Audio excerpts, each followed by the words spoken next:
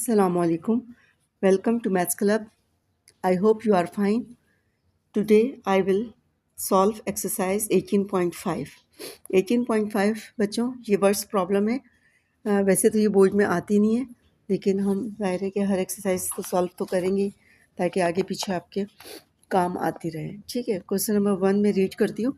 Words problem है, काफ़ी 3-3 4-4 lines के क्वेश्चन है, तो मैं अभी जो है इसमें से रीड कर रही हूँ। आप लोग उसमें देखें अपनी बुक में। ठीक है, exercise 18.5 question number 1। Question number 1 में क्या कह रहा है बच्चों? If y varies directly as x square and z. y varies directly x square and z. देखें, दो किस्म के प्रोपोर्शन होते हैं, एक डायरेक्टली और एक इन्वर्सली। डायरेक्टली में हम डायरेक्ट यानी जो भी वेरिएबल दिया होता है उसको डायरेक्ट लिखते हैं, इन्वर्सली में 1/, करके लिखते हैं। ठीक है, ये हो गया डायरेक्टली प्रोपोर्शनल। फिर आगे इनकी वैल्यूज़ दी हुई हैं कि एक्स और जेड की और वाई की। ठीक है, तो जिसकी वजह से हम के निकालेंगे, फिर हमें वाई फाइंड करना है और फिर बाकी उसकी दोबारा वैल्यूज़ दी हुई हैं। कैसे करते हैं? अब हम इसको लिखेंगे इक्वल में, तो कोई कांस्टेंट लगाना पड़ता है। इधर के हमने यूज़ किया है। ठीक है, एक्स स्क्वायर जेड। पहले वाले जो वाई एक्स और जेड की वैल्यूज़ दी हुई हैं, दिया हुआ है वाई बराबर है 6, उसको पुट करते हैं 6 के इंटू एक्स दिया हुआ है 4 का स्क्वायर लगा हुआ है, और फिर जेड हमें दिया हुआ है 9। ठीक है, इससे हम क्या करेंगे? के फाइंड करेंगे। जब के आ जाएगा तो इसी इक्वेशन में फिर रख कर हमने क्या कर लेना है? हमने वाई फाइंड करना है। ठीक है, तो यहाँ से हम के निकाल रहे हैं। अभी के निकालते हैं। 6 इक्वल टू के मल्टीप्लाई 16, 4 4 16 हो गया, इंटू 9। ठीक है, फिर उसके बाद हमने क्या किया? 6 ऐसे ही रहा, इन दोनों को मल्टीप्लाई किया, तो मल्टीप्लाई करें 16 9 से क्या होता है? 144 होता है। तो के क्या हो गया?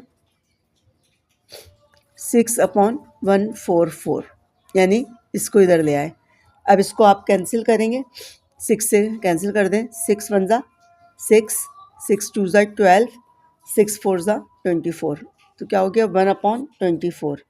के की वैल्यू आ गई हमारे पास 1/24। इसको हमने ऐसे बॉक्स में बंद कर दिया।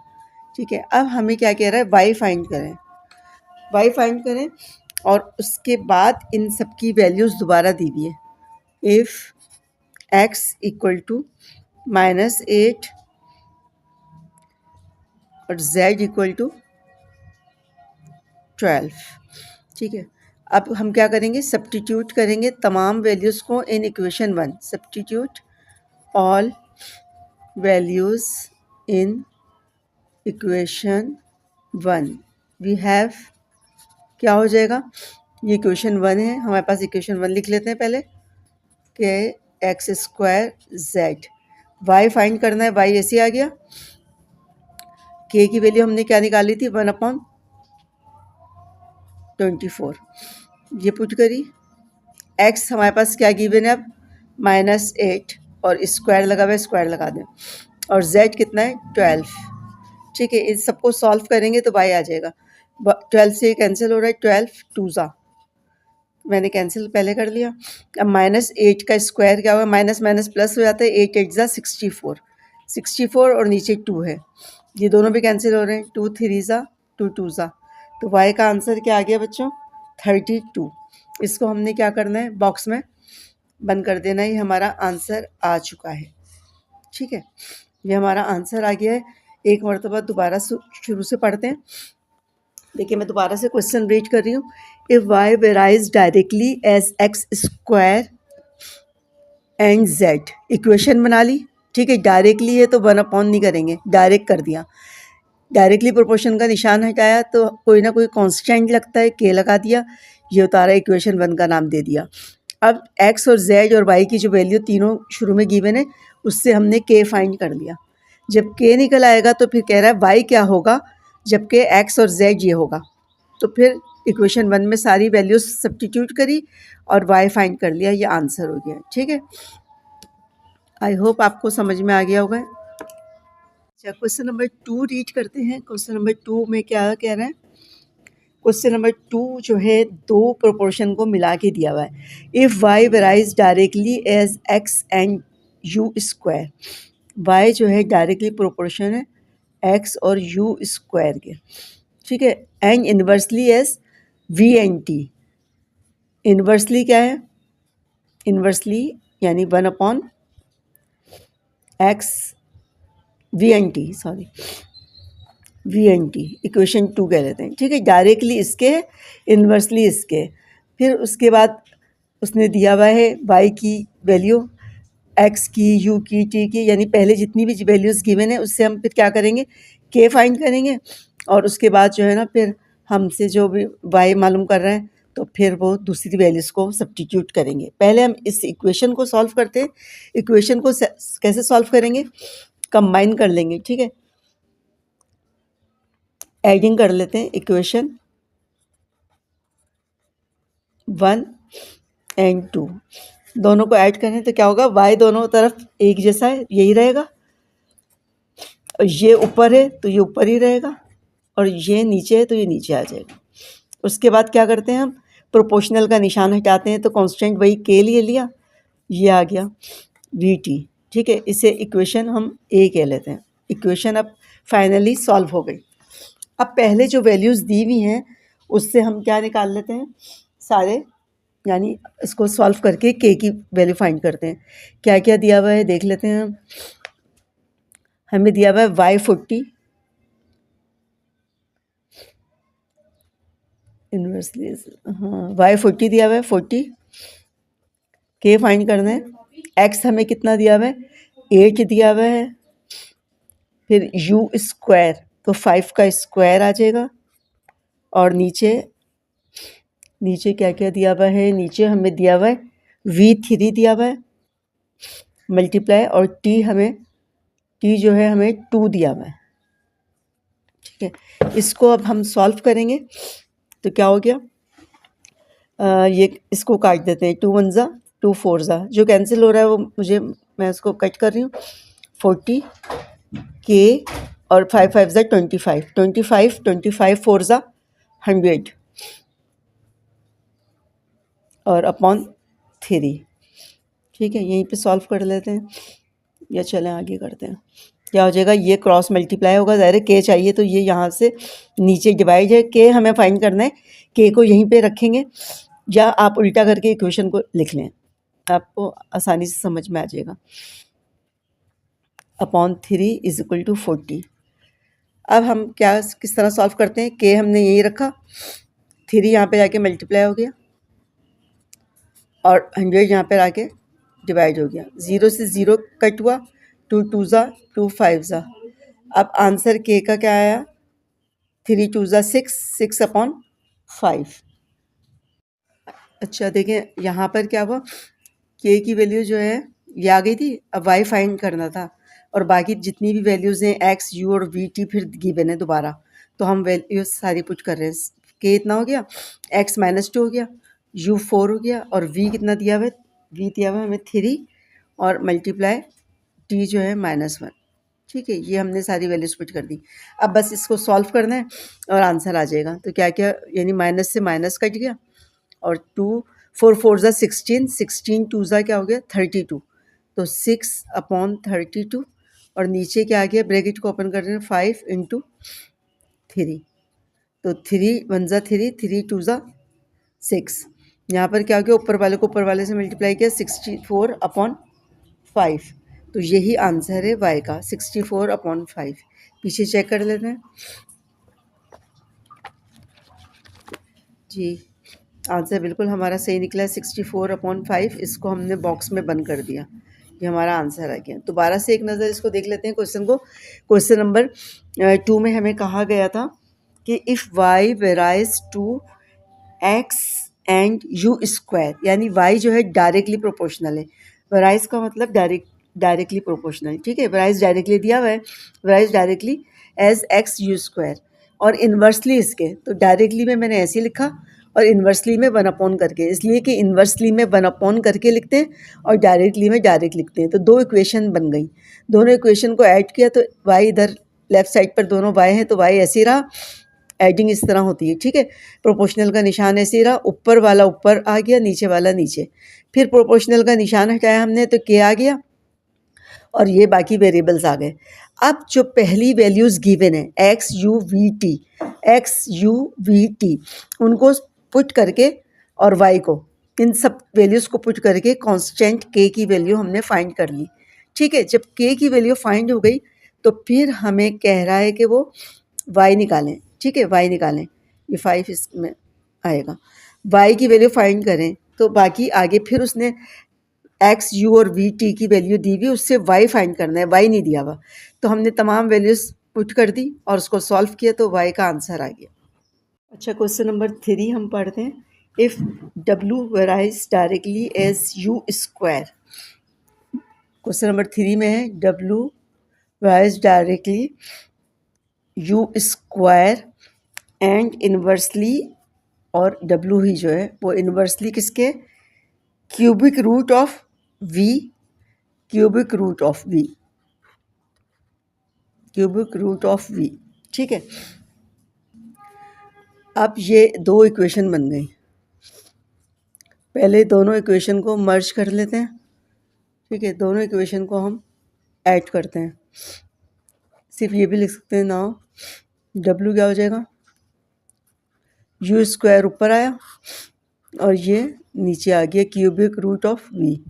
उसके बाद हमने क्या किया, इसका प्रोपोर्शन का निशान हटाया तो इक्वल लगाया और कांस्टेंट के लगा दिया और नीचे ये आ गया। ये इक्वेशन हमारी इक्वेशन ए बन गई। अब उसने तमाम वैल्यूज़ गिवन है, ठीक है, क्या क्या दिया हुआ है, दिया हुआ है डब्लू जो है वो 216 है, तो पुट कर देते हैं वैल्यूज़ को, 216 डब्लू की जगह, के फाइंड करना है ना। फिर u हमें कितना दिया हुआ है, u हमें दिया हुआ है 6, तो u का स्क्वायर है तो 6 × 6, 2 दफ़ा ऐसे लिख लेती हूँ। उसके बाद नीचे आते हैं, नीचे दिया हुआ है v 27, ये 3 लिखा हुआ है और ये 27, ठीक है। सारी वैल्यूज़ मैंने इसमें सब्स्टिट्यूट कर ली। अब इसको सॉल्व करना है हमें। 216 ऐसे ही लिखें कि 6 6 कितना हो गया 36, और नीचे 27 का क्यूब रूट निकालेंगे तो 3 आएगा, ठीक है। दोबारा से देख लेते हैं क्यूब रूट कैसे निकालते हैं, यानी 3 3 का पेयर बनाते हैं। रफ कॉलम में मैं आपको दिखा रही हूँ, 3 9 27, 3 3 9, 3 1 3, क्यूब रूट में 3 का पेयर बनाते हैं, तो 3 का पेयर बना, एक बाहर आ गया, ठीक है। अब यहाँ पर फिर इसको सॉल्व करते हैं, 3 से कट रहा है, 3 1 3 2 6, तो यहाँ पर हमें बचा कि 12, यानी इस तरफ ले आई मैं लेफ़्ट साइड पे। मैंने कहा ना वेरिएबल की वैल्यू लेफ़्ट साइड पे मैं रखती हूँ हमेशा ताकि इजी रहे। ये चीज़ इसके बराबर है और ये इसके बराबर, एक ही बात है ना, तो हमने इसको लेफ़्ट साइड पे रखा। अब k इक्वल टू क्या हो गया, 216/12, 12 से आप इसको डिवाइड कर लें। 12 से जब आप इसको डिवाइड करेंगे तो आंसर हमारे पास क्या आएगा, 18, ठीक है। के का आंसर आ गया हमारे पास 18। इसको हमने क्या किया, बॉक्स में बंद कर दिया ताकि हमें याद रहे कि ये वैल्यू हमने फिर यूज़ करनी है। अब आगे कह रहा है कि हमें क्या फाइंड करना है, हमें जो है फाइंड करना है वैल्यू ऑफ डब्लू, ठीक है, डब्लू निकालना है। नाउ डब्लू फाइंड करना है, तो आप क्या करेंगे, तमाम वैल्यूज़ को पुट करेंगे इक्वेशन 1 में। नाउ फ्रॉम इक्वेशन ए कहा है हमने, 1 नहीं कहा, ठीक है। तो डब्लू क्या हो जाएगा, इक्वेशन ए में जो जो वैल्यूज़ दी हुई हैं, क्या क्या दी हुई हैं, u10 दिया हुआ है, के तो हमारा निकल चुका, के क्या था 18, और u कितना है, u हमें दिया हुआ है, u हमें दिया हुआ है 10, तो स्क्वायर है तो 2 दफ़ा लिख लिया, और नीचे क्यूब रूट में दिया हुआ है v की वैल्यू हमें दी है 125, ठीक है। अब इन सबको हमें सॉल्व करना है। सॉल्व कैसे करेंगे, 18 10 10 100 हो गया, तो 125 का क्यूब रूट निकालें तो 5 के 3 पेयर्स बनते हैं, एक 5 बाहर आ जाएगा। तो 5 वन ज़ा 5, 5 टू ज़ा 10, 0 का 0। इसको आप मल्टीप्लाई कर लें तो ये 360 आ जाएगा। ठीक है, तो डब्लू हमारा क्या आ गया, 18 टू ज़ा 36 और 0 का 0। मैंने ज़बानी कर लिया है, आप लोग जो है कैलकुलेटर यूज़ करिएगा ताकि कोई गलती का चांस ना हो। ठीक है, 360 ये हमारा आंसर आ गया। यहाँ पे इम्प्लाइज दैट के साइन डालना नहीं भूलिएगा। दोबारा से एक नज़र इसको क्वेश्चन को देखते हैं। क्या कहा था कि डब्लू जो है डायरेक्टली प्रोपोर्शनल है यू स्क्वायर के और inversely cube root of v के। ठीक है, ऐसे दो इक्वेशन बना ली, दोनों को जब मिलाया तो ऊपर वाला ऊपर ही रहा, नीचे वाला नीचे। फिर प्रोपोर्शनल का निशान हटाया तो क्या आ गया, ये इक्वेशन ए बन गई। अब जितनी भी वैल्यूज़ गिवन हैं, डब्लू भी दिया हुआ है, ये भी, सारी वैल्यूज़ पुट करी और के फाइंड कर लिया। ठीक है, पहली वाली वैल्यू से हम के निकालते हैं और दूसरी वैल्यू से वो जो वेरिएबल है उसका आंसर निकालते हैं। तो दूसरी वैल्यू से हमने डब्लू निकाल दिया, दूसरी वैल्यू पुट करके ये डब्लू आ गया। आई होप आपको समझ में आ गया होगा। वीडियो को लाइक और शेयर करना नहीं भूलिएगा ताकि दूसरे आपके जो साथी हैं, स्टूडेंट्स हैं, वो भी इससे फ़ायदा उठा सकें मेरी आने वाली वीडियोस से। ठीक है, क्वेश्चन नंबर 4 हम पढ़ते हैं। क्वेश्चन नंबर 4 में दिया हुआ है, if the time period T of simple pendulum is directly proportional to the square root of its length. T directly proportional to the square root of length. Equation 1. ठीक है, उसके बाद दिया हुआ है and inversely proportional to the square root of acceleration due to gravity. और time period जो है इन्वर्सली है स्क्वायर रूट ऑफ ग्रेविटी। ये इक्वेशन बन गई 2। ठीक है, एक इन्वर्सली और एक डायरेक्टली। अब इसको हम सॉल्व करेंगे। सॉल्व करके क्या हो गया, T proportional to root L over root g. तो टी बराबर हो गया के root L over root g. इसको हम इक्वेशन ए का नाम दे देते हैं। ठीक है, इक्वेशन ए। अब क्या करेंगे, यहाँ पर के की वैल्यू हमें फाइंड करनी है। तो नाउ वी हैव टी की वैल्यू क्या दी हुई है हमें, टी की वैल्यू हमें दी हुई है 2, के ऐसे ही रहा, और एल हमें दिया हुआ है 100 और जी हमें दिया हुआ है 9.8। ठीक है, अब क्रॉस मल्टीप्लाई कर लेते हैं, के निकालना है तो क्या हो जाएगा 2 इंटू 9.8 और के 100। ठीक है, 9.8 का रूट बच्चों निकालें, क्या होगा 3.13। 2 इंटू 3.13 और इसका रूट निकालें तो क्या होगा 10। अब हमें के चाहिए तो के हम यानी इस तरफ रख लें तो क्या हो जाएगा, इस दोनों को मल्टीप्लाई कर दें, इन दोनों को मल्टीप्लाई करें तो 6.26 आएगा और 10 नीचे आ जाएगा और आंसर इसका क्या आ जाएगा 0.626। के की वैल्यू आ गई 0.626। आप कैलकुलेटर यूज़ कर लिएगा ताकि जल्दी से आप आराम से आंसर निकाल सकें ना। इम्प्लाइज दैट के साइन डाल दें, ये आ गया। उसके बाद हमें जब के आ गया तो हमें टी फाइंड करना है। ठीक है, टी फाइंड करना है। सब्स्टिट्यूट कर देंगे all values, substituting all given values in equation A. Equation A में तमाम वैल्यूज़ सब्स्टिट्यूट करें तो क्या हो जाएगा, जो हमें वैल्यूज़ दी हुई हैं दोबारा से हम सब्स्टिट्यूट करेंगे तो 0.626 के था, उसके बाद एल 200 दिया हुआ है और जी हमें दिया हुआ है 7.6। ठीक है, यहाँ पर क्या करेंगे 0.626, 200 का रूट निकालें बच्चों तो होगा 14.14 अपॉन इसका रूट निकालें तो यहाँ पे 2.76। ठीक है, अब इन सबको मल्टीप्लाई कर दें तो यहाँ पर और इससे डिवाइड कर दें तो हमारे पास आंसर आएगा 3 पॉइंट, कैलकुलेटर यूज़ कर दें इसलिए कि पॉइंट्स में वैल्यूज़ हैं, ज़बानी तो नहीं कर सकते, कैलकुलेटर यूज़ करते हैं। आंसर आ रहा है 3.215। ये हमारा टी का आंसर आ गया। ठीक है, बार बार मैं आपको बता रही हूँ कि हम किस तरह क्वेश्चन को, ये वाले क्वेश्चन को सॉल्व करते हैं। पहले इक्वेशन बनाते हैं, फिर जो शुरू में गिवन वैल्यूज़ होती हैं उससे कांस्टेंट के की वैल्यू निकालते हैं। जब के आ जाता है तो जब हमें टी फाइंड करना है तो दोबारा जो वैल्यूज़ दी हुई हैं वो पुट करके फिर हम आंसर निकाल लेते हैं। ठीक है, ये हमारा आंसर आ गया। क्वेश्चन नंबर 4 सॉल्व हो गया है। 5 की तरफ चलते हैं। अच्छा देखें, क्वेश्चन नंबर 5 लास्ट पार्ट है इसका, एक्सरसाइज का। इसको सॉल्व करते हैं। आप लोगों को समझ में आ रहा है ना? ठीक है, तब क्या दिया हुआ है, the volume v of a particular gas is directly proportional to the temperature t. ठीक है, वॉल्यूम जो है वो टी के डायरेक्टली प्रोपोर्शनल है, पहली इक्वेशन। उसके बाद क्या कह रहा है, and inversely proportional to the square root of pressure, और इन्वर्सली है स्क्वायर रूट ऑफ प्रेशर। दो इक्वेशन हो। ठीक है, अब दोनों इक्वेशन को हम सॉल्व करते हैं।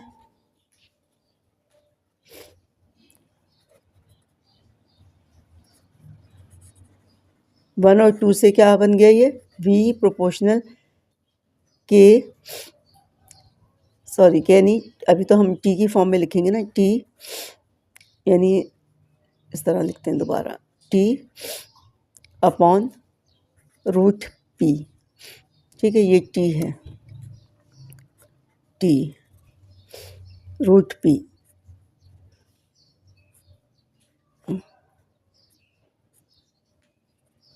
उसके बाद हमने क्या करा, प्रोपोर्शनल का निशान हटाया तो हमारे पास के आ गया, के टी अपॉन रूट पी।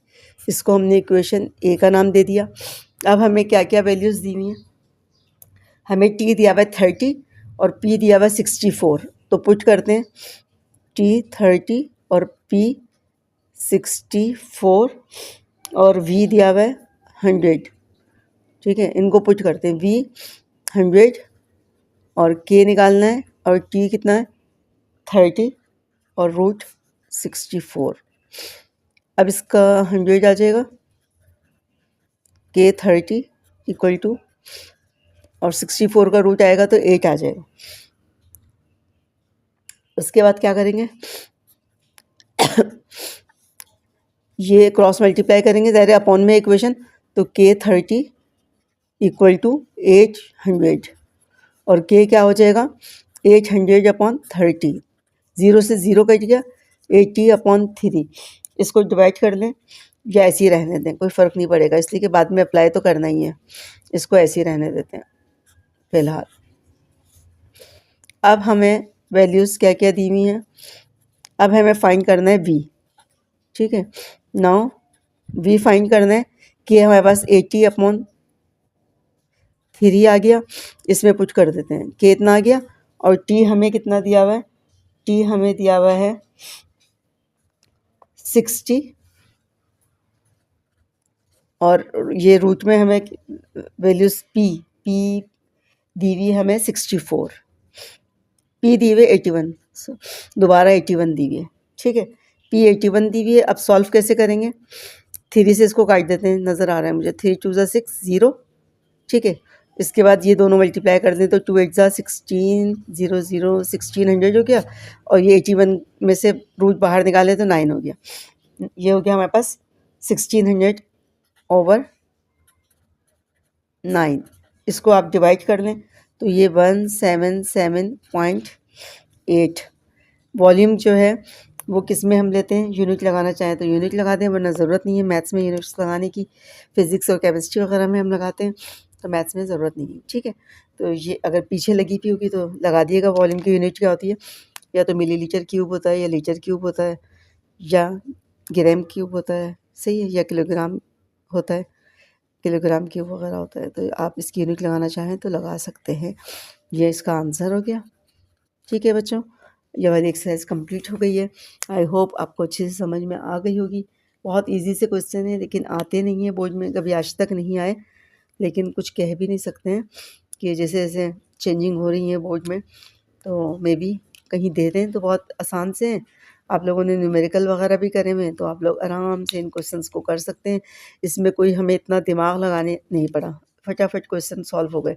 सिर्फ सामने इक्वेशन सॉल्व करनी आनी चाहिए कि डायरेक्टली क्या होता है, इन्वर्सली क्या होता है, और इसको फिर आपस में कांस्टेंट कैसे निकालते हैं और वैल्यूज़ पुट वगैरह करना, सिर्फ ये काम किया है, ठीक है। कोई फार्मूला नहीं लगाया, कोई हमने लॉजिक इस्तेमाल नहीं की, बहुत ईजी सी एक्सरसाइज थी, तो फटाफट सॉल्व हो गई है। आप लोग जो है अच्छे से प्रैक्टिस कर लिएगा। अपना बहुत ज़्यादा ख्याल रखिएगा। नेक्स्ट वीडियो में फिर मिलते हैं। अल्लाह हाफिज़।